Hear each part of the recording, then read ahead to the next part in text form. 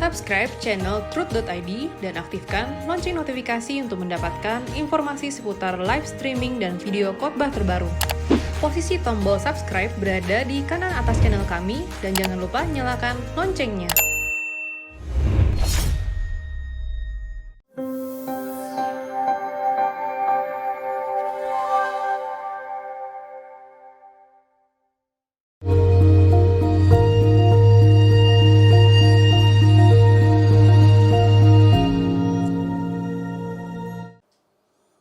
Shalom saudara sekalian, salam sejahtera dalam kasih Tuhan kita Yesus Kristus.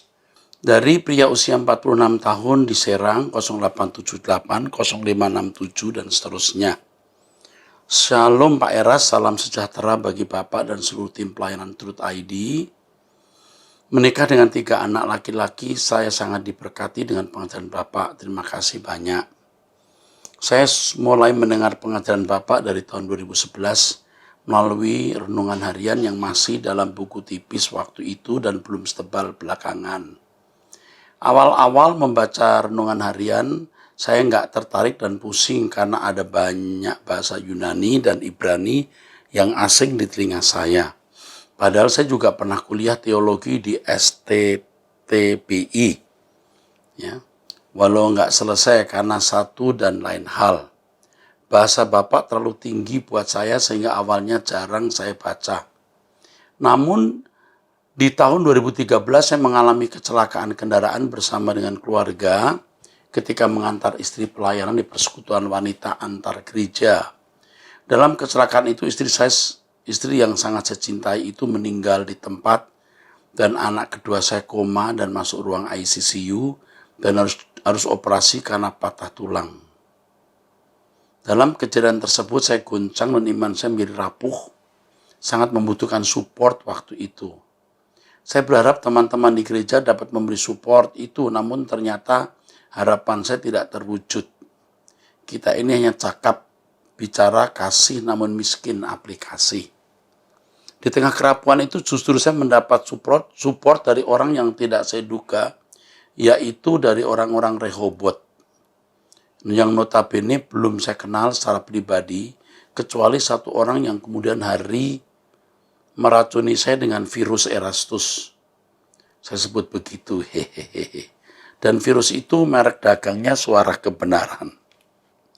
Melalui peristiwa yang saya alami itu, saya malah makin rindu belajar kebenaran, ikut seminar-seminar yang diadakan Rehobot.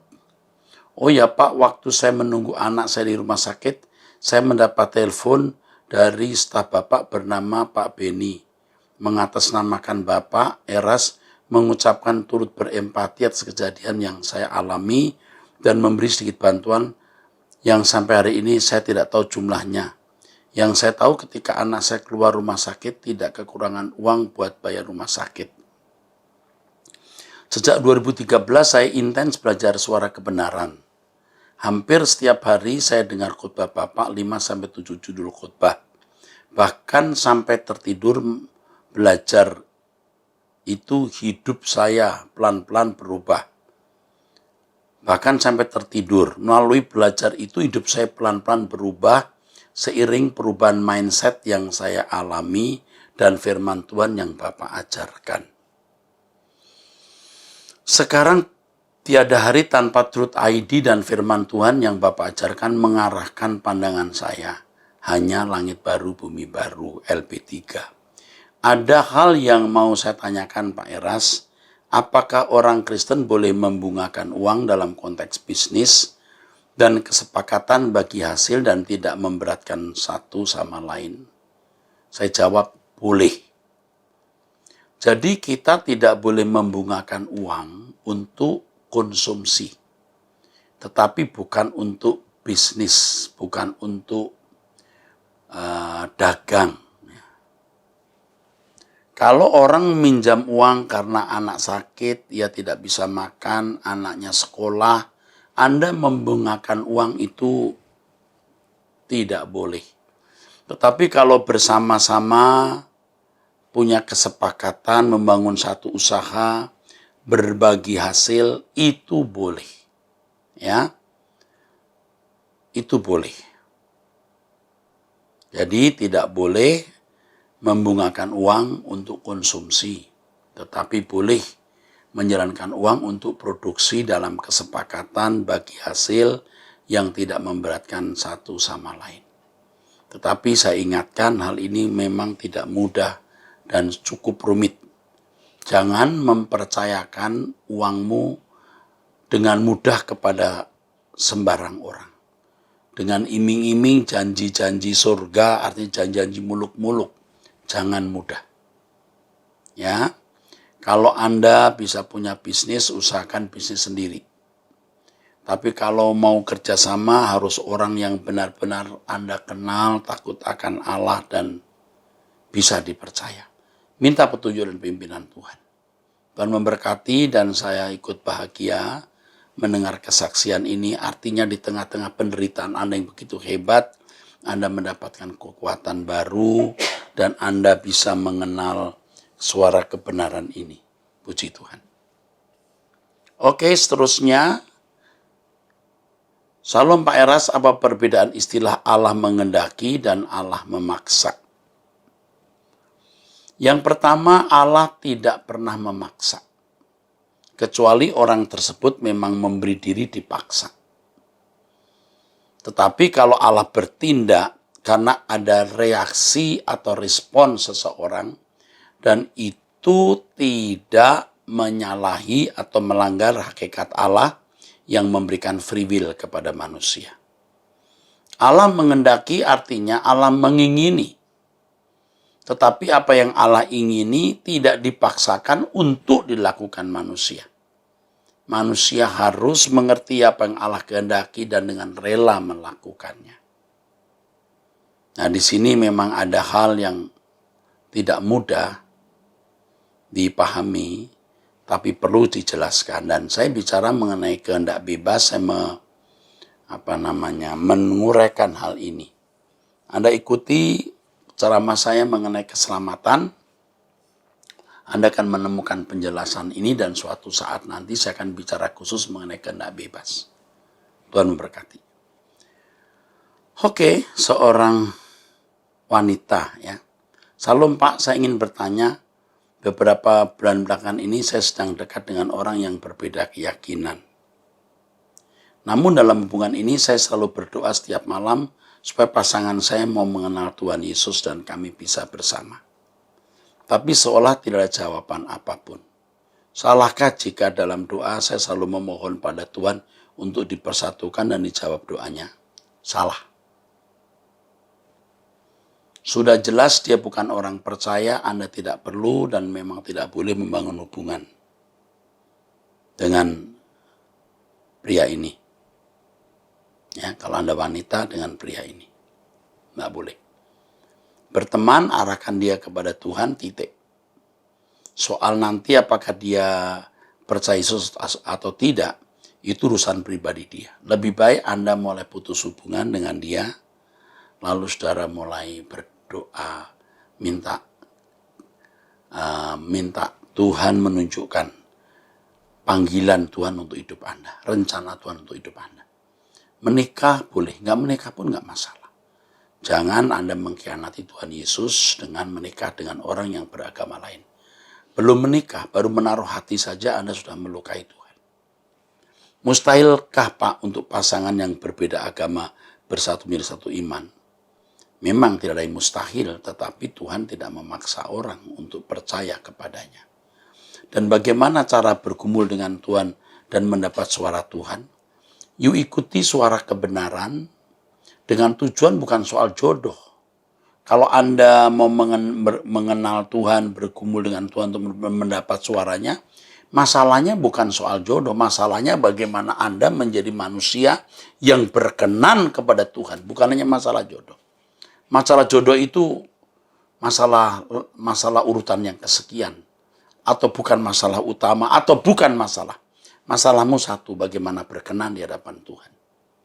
Karena setiap saya memohon dan berdoa seolah Tuhan diam dan tak ada jawaban. Terima kasih Pak. Iya, makanya putuskan hubungan dengan pria itu dan hiduplah mencari kebenaran. Ikuti apa yang saya sampaikan di Truth ID. Nanti Anda mengerti Hidup ini cuma singkat. Jangan sampai Anda menderita. Panjang di kekekalan. Putus hubungan sakit 3 bulan daripada engkau tidak mau sakit 3 bulan, kau menderita sampai mati, bahkan bisa masuk kegelapan abadi. Itu pengkhianatan kepada Yesus. Saya ingatkan ya, kalau Anda nekat menikah dengan orang yang beragama lain atau masih membangun hubungan dengan pria itu, Anda akan susah. 0813 2554 dan seterusnya. Shalom Pak Eras, saya sedang mendoakan anak-anak saya supaya mereka bisa berjumpa dengan Tuhan secara pribadi dan mengubah hidup mereka. Sebenarnya mereka anak-anak yang baik, hanya saja saya merasa ketekunan dan karakter belum terbentuk mereka. Usia 26, 22, dan 19, laki-laki semua. Itu yang menjadi kerinduan saya, tapi doa saya terasa lama dijawab oleh Tuhan, sampai menangis saya Pak. Ingin segera melihat jawaban Tuhan. Saya dan suami sudah memberi contoh hidup dalam Tuhan. Terima kasih Pak Eras, Tuhan memberkati pelayanan Bapak. Perjuangan ibu belum selesai. Ibu serahkan mereka dalam tangan Tuhan. Jangan sampai keinginan ibu supaya mereka mengenal Tuhan itu membuat ibu jadi memberhalakan masalah itu sendiri. Dan Tuhan tidak berkenan.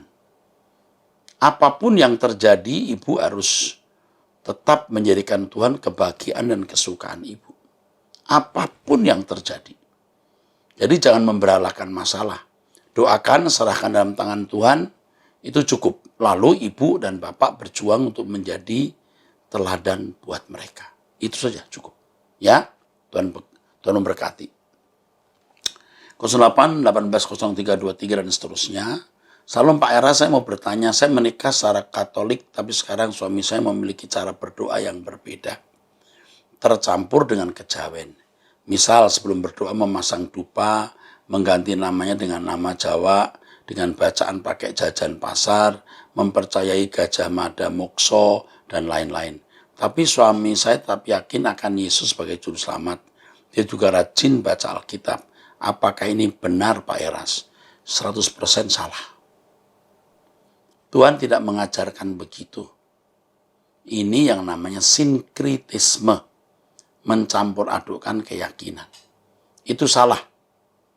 Nah, saya tidak tahu bagaimana saya mau bicara karena saya tidak tahu bagaimana keadaan suami Anda secara detail ya. Tetapi saran saya kepada ibu, jangan menggurui dia, jangan berdebat, nanti akan menimbulkan kepahitan. Ibu cukup menunjukkan pola hidup yang baik. Hidup suci agar ibu dibungkuskan kuasa darah Yesus, juga keluarga atau anak-anak ibu, supaya jangan ada transfer spirit. Yakin akan Yesus sebagai juru selamat nggak ada artinya kalau mencampur adukkan keyakinan dengan berbagai keyakinan yang salah. Kejawen itu kalau ajarannya ada yang memang baik dan bersinggungan dengan kekristenan. Tetapi kalau ritualnya, jika itu menyangkut dan berunsur okultisme harus ditinggalkan dan tidak boleh disentuh. Oke, dari 0822 dan seterusnya ya, nggak mau disebut nih. Salam Pak Erastus, saya laki-laki usia 43 tahun, saya bergereja di dan saya ikut dalam pelayanan Asher. Sejak COVID saya selalu mendengar khotbah Bapak melalui YouTube sampai kebaktian hari Minggu juga saya ikuti. Selama mengikuti khotbah-khotbah Bapak, baik pendalaman Alkitab mengenai setan, surga, dan abam, yang banyak membuka pemahaman tentang fokus hidup ini, di mana selama ini hanya terfokus pada berkat dan berkat saja. Tetapi melalui khotbah-khotbah Pak Eras, fokus saya sekarang adalah langit baru dan bumi baru, kepada kekekalan dan bukan berkat. Oh iya, saya berumur 43 tahun, khotbah-khotbah Pak Erastus benar-benar membuka pola pikir saya. Selama ini dan jujur, saat ini jika saya mendengar khotbah-khotbah gembala pembina saya merasa seperti ada yang kurang atau hambar. Karena membahas hanya sekitar berkat dan berkat. Bukan kepada kekekalan seperti yang selalu Pak Erastus khotbahkan. Saya mendengarkan khotbah Pak Eras tentang setan episode ke-14. Ada beberapa hal yang saya tanyakan. Pertama, kenapa setan bisa ikut hadir dalam sidang Allah di kitab Ayub? Apakah itu cuma penggambaran saja ya? Hadir, karena setan belum bisa diusir. Diusirnya nanti ketika Yesus menumpahkan darah di kayu salib. Jadi memang masih ada di surga. 2. Di dalam kitab Wahyu sebelum langit dan bumi baru ada kehidupan seperti saat ini. Dan namanya kerajaan 1000 tahun. Apa kerajaan 1000 tahun itu tetap di bumi ya Pak? Dan saya sempat diberitahu di kerajaan 1000 tahun itu ada manusia yang sudah mengenakan tubuh baru dan ada manusia yang belum mengenakan tubuh baru. Jadi kerajaan 1000 tahun ada orang-orang yang tidak akan mati ya Pak. Setelah mengenakan tubuh baru dalam hidup 1000 tahun itu, dan nanti setelah 1000 tahun itu iblis akan menyesatkan bangsa-bangsa. Jadi seolah-olah kita itu ada kehidupan yang berulang ya Pak, seperti di bumi saat ini. Dan bangsa-bangsa yang disesatkan itu adalah mereka yang kemungkinan besar bertahan pada masa kesusahan besar 7 tahun. Di mana keturunannya bisa digoda oleh setan untuk memberontak di akhir tahun 1000 tahun. Saya diajarkan pre-tribulation. Pak, mengenai kerajaan 1000 tahun saya akan ajarkan sendiri nanti dan saya tidak bisa bahas dalam waktu singkat. Nanti malah bisa salah. Ya. Tetapi sekarang fokusnya jangan ke 1000 tahun. Fokusnya kesucian hidup saja. Ya. Yang penting kesucian hidup, oke? Dan tidak duniawi. Saya selalu membaca Alkitab dan rutin setiap pagi jam 3 bangun untuk berdoa dan membaca Alkitab serta renungan harian. Saya ingin seperti Tuhan Yesus karena kita adalah murid yang harus menjadi sama seperti guru kita. Yang ingin saya tanyakan, terkadang saya membaca perikop tentang Tuhan Yesus dicobai atau Tuhan bergumul di Taman Getsemane, seperti ada orang ketiga yang tidak kelihatan yang menulis tentang hal itu. Orang di belakang layar begitu Pak, bisakah Bapak menjelaskan hal ini? Jadi Injil itu ditulis setelah beberapa tahun Yesus naik ke surga. Setelah beberapa puluh tahun bahkan. Jadi pada waktu itu hanya ada yang namanya dokumen lisan. Baru ditulis. Ya memang tidak langsung ditulis, ada seperti orang ketiga, benar. Seperti Markus itu tidak bersentuhan langsung dengan Yesus. Petrus yang bersentuhan langsung. Markus itu penulis yang menulis kisah Injil mengenai Yesus dari mulut Petrus. Injil Lukas. Lukas banyak mendapatkan data, dia seorang terpelajar, mendapatkan data dari murid-murid Yesus, juga dari Maria. Karena menurut tradisi, Lukas pernah tinggal dengan Maria. Jadi banyak hal yang detail mengenai kelahiran Yesus ditulis oleh Lukas. Jadi seperti ada orang ketiga, betul, karena penulis ini hanya mendengar atau mereka melihat langsung dan menulisnya. Matius melihat langsung. Yohanes melihat langsung, dia tulis. Oke, itu. Ya, terima kasih sebelumnya ya Pak, mohon dikabarkan di Abam. Oke, ya. Saya berdoa buat Bapak dan keluarga, kiranya diberi kesehatan selalu, diberkati Tuhan, agar bisa terus menyuarakan suara kebenaran dan bisa membuat semakin banyak orang-orang bisa diselamatkan melalui pemahaman langit baru dan bumi baru. Ya terus ya Pak, menyuarakan suara kebenaran, sehingga menyelesaikan akhir pertandingan ini, dan mahkota kehidupan serta memerintah bersama Tuhan Yesus di langit baru bumi baru Pak. God bless you and your family. Amin. Thank you, you're welcome. Ya, thank you. Untuk pria usia 43 tahun. Ya, makasih. Oke. 0895 2455 dan seterusnya. Salam Pak Erasto, saya salah satu pecinta suara kebenaran. Saya sangat semangat dalam mendengarkan khotbah Bapak di YouTube. Hampir tiap hari saya menyempatkan waktu untuk mendengarkan khotbah Bapak. Ada beberapa pertanyaan yang rasanya masih mengganjal di hati saya, Pak. Tentang setan. Kalau memang setan paham nubuatan-nubuatan yang tertulis dalam firman, kenapa setan tetap nekat berusaha dan berjuang menyesatkan manusia? Meskipun ujung-ujungnya dia juga pasti akan kalah dan masuk neraka. Ataukah si kunyuk ini cuma ingin berusaha supaya kontrak kerajaannya di dunia ini terus diperpanjang dengan cara menghalangi supaya manusia tidak bisa serupa dengan Yesus dan berusaha menggagalkan rencana Allah. Lagi-lagi yang jadi pertanyaan, bukankah rencana Allah dalam Alkitab pasti terjadi dan setan tahu itu? Oke. Kalau kita membaca Alkitab, setan ini orang yang tidak mau tunduk kepada peraturan. Termasuk tidak mau tunduk pada nubuatan. Inilah keberanian setan. Loh, Allah yang besar kok dilawan. Kalau dia berani melawan Allah, dia juga melawan nubuatannya. Untuk menggagalkan nubuatan tersebut. Ya. Seperti misalnya, satu dari murid Yesus akan berkhianat. Setan mau membatalkan itu dengan membuat dua orang. Hampir Petrus juga keseret. Jadi bukan satu hal yang tidak mungkin kalau setan mencoba untuk menggagalkan rencana Allah. Ya, udah nggak kambuan, udah kadung ini, sudah nekat, ya itu. Tentang kitab Kejadian, sebenarnya yang benar mana Pak nama-nama manusia sudah tertulis dan bisa dihapus atau memang ada yang tidak tertulis. Jadi begini, semua nama tertulis, tetapi ada nama-nama yang tidak akan pernah tertulis dalam kitab kehidupan anak domba. Jadi kita harus membedakan antara kitab kehidupan dan kitab kehidupan anak domba. Ada orang-orang yang semua tertulis dalam kitab kehidupan, tapi tidak tertulis dalam kitab kehidupan anak domba sejak dunia dijadikan.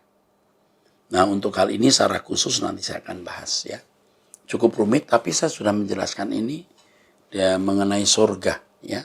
Saya sudah menjelaskan hal ini. Tapi nanti akan saya jelaskan lagi ya. Ingat bahwa ada orang yang namanya tidak pernah tertulis dalam kitab kehidupan. Ini menunjuk kitab kehidupan anak domba dalam konteks Wahyu pasal 17 itu. Tentang kehendak bebas di surga. Surga saat makhluk surgawi iblis belum memberontak, apakah sama dengan surga yang akan datang?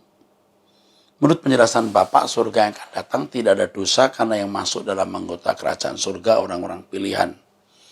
Lalu bagaimana dengan orang yang hanya mendapat bagian sebagai anggota masyarakat?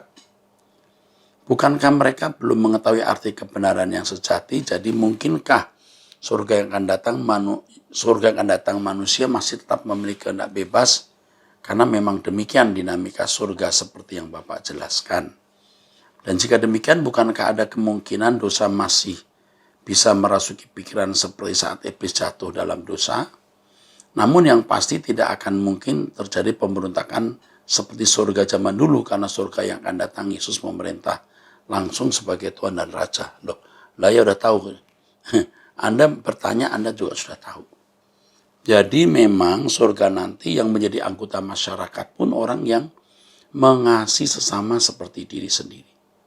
Jadi kalau saya gunakan kalimat ini penting. Bahwa Tuhan akan membawa masuk orang yang tidak mungkin memberontak. Tuhan tidak mungkin memasukkan orang yang berpotensi memberontak. Kalau anggota masyarakat, mereka yang mengasihi sesama seperti dirinya sendiri. Dan teruji lewat perjalanan waktu. Selain itu ada pemerintahan di mana menutup segala kemungkinan ada terjadinya pemberontakan. Yang kedua tadi ya, ada pemerintahan Tuhan Yesus dengan ulu balang. Yang ketiga, tidak ada lagi makhluk yang luar biasa seperti Lucifer. Yang hebat itu Tuhan Yesus. Dan Tuhan Yesus sudah menunjukkan ketaatannya kepada Bapa sampai mati, bahkan mati di kayu salib. So, nggak mungkin ada pemberontakan. Oke. Tentang keselamatan di luar Kristen.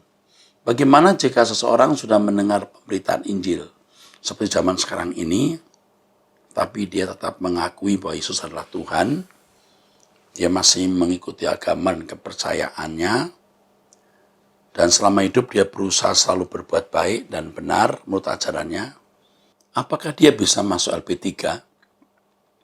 meskipun hanya sebagai anggota masyarakat.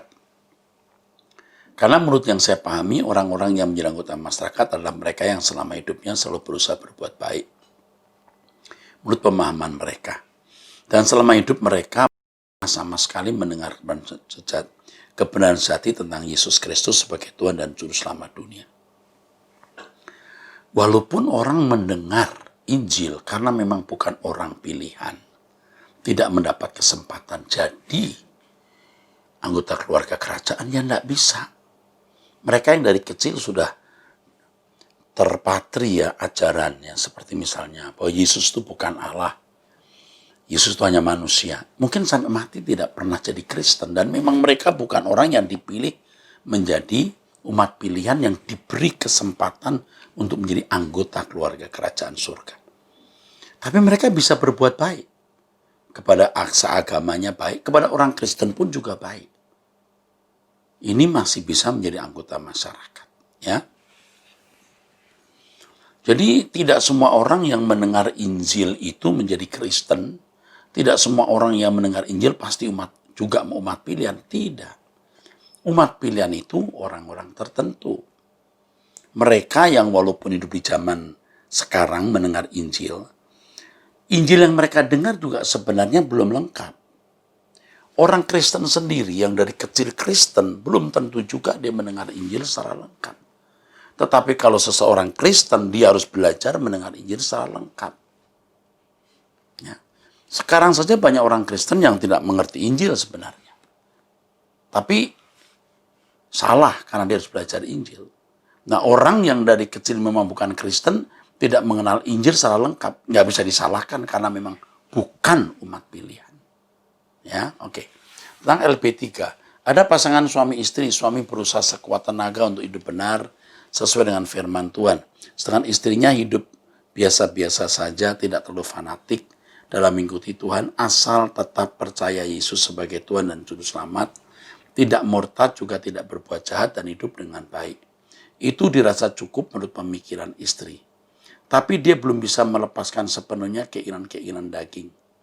Yang menjadi pertanyaan apabila mereka meninggal dalam keadaan seperti itu, apakah suami istri itu bisa bertemu di surga? Andai kata mereka berdua masuk LP3. Misalnya suami menjadi anggota keluarga, anggota kerajaan surga, bagaimana istrinya? Apakah istrinya menjadi anggota masyarakat, lalu bagaimana hubungan mereka di LP3? Ada satu ayat dalam kitab Wahyu bahwa setiap kita memiliki nama baru. Nah, nama baru bicara soal identitas baru. Dan saya kira saudara berpikir seperti ketika kita masih berdaging dengan ikatan-ikatan emosi dengan pasangan hidup. Nanti di sana kemungkinan besar ikatan emosi itu sudah sangat tipis, bahkan mungkin tidak ada. Jadi dengan nama baru, identitas baru, belum tentu seorang pria akan bertemu dengan istri waktu di bumi. Tapi bukan tidak mungkin kalau pasangan suami istri benar-benar terikat dalam percintaan yang benar, cinta kasih yang benar, bertumbuh secara dewasa benar. Dua-duanya bisa dipertemukan dan hidup bersama di surga. Di sini kita tertumbuh pada rahasia ilahi yang tidak bisa kita pecahkan. Ya. Tapi yang penting bagaimana kita hidup berkenan di hadapan Tuhan, dan kita mengajak pasangan hidup kita bisa juga berkenan di hadapan Tuhan. Terima kasih jawabannya Pak, maaf kebanyakan pertanyaan saya. Hehehe. Tuhan Yesus memberkati Bapak dan keluarga besar Reward Ministry. Ya. Oke. Ya, ini luar biasa ya. Bapak ini nih, NN, luar biasa ya, pertanyaannya banyak tapi bagus ya. Ibu usia 40 tahun dari Banyuwangi, 0858, 5694 dan seterusnya. Salam Pak Era, saya seorang punya bapak udah berumur 71 tahun, tapi dia orangnya nggak mau dibentuk sama sekali, suka-suka sendiri. Pokoknya dia yang paling benar. Sebenarnya saya kasihan Pak umur sebegitu, tapi saya bingung bagaimana cara mengatasinya. Ya. Cara mengatasinya jangan ngajarin, menggurui, debat, jangan.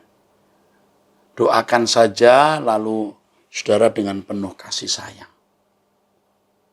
memperhatikan dia. Ya, saya kira itu saja. Ya, penuhi bagianmu dengan penuh kasih sayang kepada orang tua yang sudah sepuh. Dengan usia seperti itu rasanya sudah tidak mungkin dia berubah. Tetapi di sisa umur hidupnya bisa mendapat kasih sayang yang tulus dari anak, dan bukan tidak mungkin. Kasih sayang tulus itu akan mempersiapkan dia masuk langit baru, bumi baru.